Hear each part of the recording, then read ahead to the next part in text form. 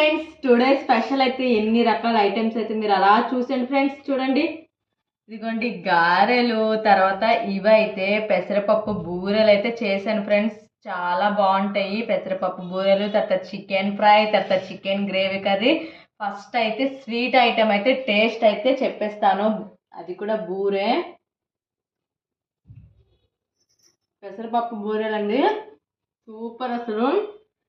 ఇంకా గారెలు, chicken gravy super కదా అసలు.